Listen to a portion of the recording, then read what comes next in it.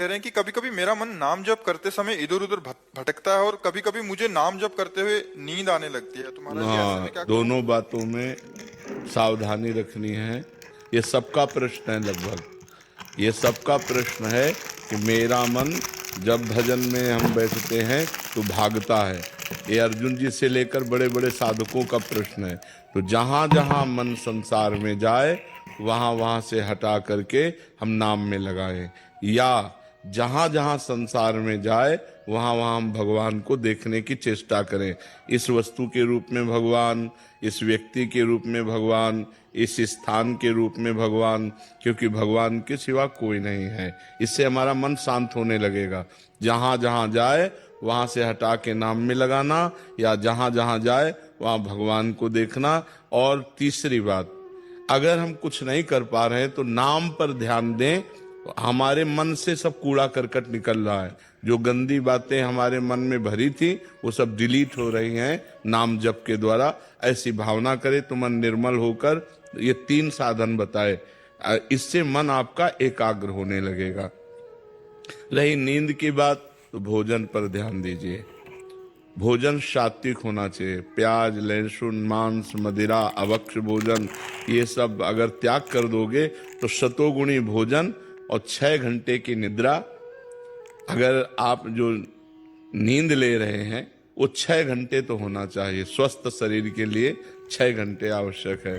तो अगर आप 10 बजे रात के सो जाएं तो 11, 12, 1, 2, 3, 4 बजे आपकी आंख खुल जानी चाहिए और फिर नींद नहीं आना चाहिए। अगर नींद आती तो खड़े होकर भजन करना चाहिए, टहलने में नहीं आनी चाहिए। नींद को नींद के समय में अच्छे से दे दो, 6 घंटा सोने के लिए दे दो, और इसके बाद फिर उससे लड़ाई लड़ो।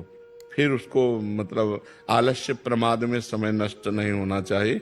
जैसे हमें बैठे नींद आ रहे तो हम खड़े हो गए, खड़े भी हमें परेशानी हुई तो हम टहल रहे, पानी मुंह में डाल रहे हैं, मुंह में पानी डाल के मुंह पोंछ करके फिर हम भजन में बैठते। लड़ाई लड़नी पड़ेगी तब नींद पर विजय प्राप्त होती है। तो दोनों साधनों को देखे। मन जो बार बार भागे तो इन साधनों को, और जब नींद आवे तो ऐसे। पर भोजन का सुधार कर ले। तमोगुणी भोजन पाने से फिर भजन में नींद आएगी। बासी नहीं पाना, बहुत लाल मिर्च नहीं पाना, बहुत तेल के नहीं पदार्थ पाने, और ये अभक्ष पदार्थ जो त्याज्य हैं उनको नहीं पाना। इससे सतोगुण बढ़ेगा। सतोगुण से नींद नहीं आएगी। नींद आती है तमोगुण से। निद्रा आलस्य प्रमादोत्तम तत्तामस मुदाहरतम। तमोगुण से ही नींद, आलस्य और प्रमाद की उत्पत्ति होती है। वही हमें परेशान करता है। तो सतोगुणी भोजन पावें और थोड़ा भोजन पावें। अब दबा के यहां तक भोजन पाया तो फिर तमोगुण तो हो ही जाएगा। अगर हमारा 8 रोटी से काम चलता है तो हम 5 रोटी में लावें धीरे धीरे। वैसे 24 घंटे में शोध किया गया तो 400 ग्राम अन्न से भरपूर स्वस्थ जीवन चल सकता है। पर अपने देखो, किलो 2 किलो तो एक बार में हो जाता है। सब्जी दाल सब मिला के खान पान। अब पानी चाहिए। जैसे हम 1 किलो अन्न पाए तो हमें 2 किलो पानी चाहिए, उसमें डबल पानी तो हमें चाहिए ना। और फिर वायु के लिए जगह चाहिए।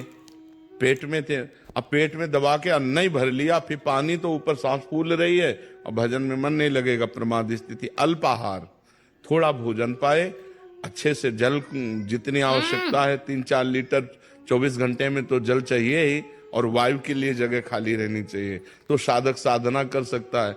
नहीं तो अब होड़ लगाकर भोजन पाने वाले हैं कि हम तो फिर भजन नहीं होगा। जिसका भोजन नीरस उसका भजन सरस, और जिसका भोजन सरस उसका भजन नीरस। पक्की बात समझ लो। भोजन में बेस्वाद पाना चाहिए। दाल रोटी सब्जी उसमें कोई स्वाद, लेकिन स्वाद नाम में लेना चाहिए। राधा राधा राधा